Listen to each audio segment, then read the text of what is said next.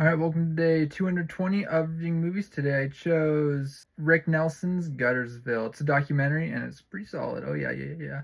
Learned a lot about Rick Nelson and everything. I don't know too much about him, so this was a pretty cool documentary. I like his song Hello Mary Lou, Goodbye Heart. Love that song. It did not play in this documentary though, so I had to deduct it a 1 star because of that. But it's pretty solid. I loved all like the archive footage that they showed. That was pretty cool, especially like, all the stuff like when he was like young and doing that TV show. That was cool. And then like they even like went to like a hotel and they're like showing like old magazines and like photos and everything. It was pretty cool. And there's a cool like interview like shot. I just really like how it was framed. Like this one guy was like on the right talking, and on his left was like a photo of Rick Nelson. It was like all blue, and it was just like it was a pretty cool shot. The biggest shock though to me was that I learned was that Tuesday Night from Nightmare on Elm Street 4, The Dream Master. Apparently she's like the daughter of Rick Nelson. I was like, what the heck? Oh my gosh, literally Tuesday Night? What? Like, hello?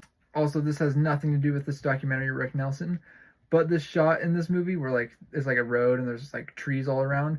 I saw that and I was like, dang, I gotta know exactly where this location is because I want to drive down it. It just looks so cool and like such a vibe. And I was just like, oh my gosh, it is so cool. But yeah, this documentary, if you're like a Rick Nelson stan and like you love Rick Nelson and everything, I would highly recommend checking this one out because you'll learn a lot about him and it's pretty entertaining and short. It's only like an hour and 6 minutes long.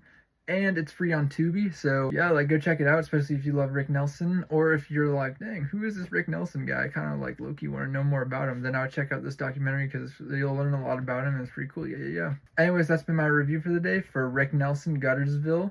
Pretty solid documentary. I liked it, and that's been my review for the day. Peace out, yo. I'll be back tomorrow.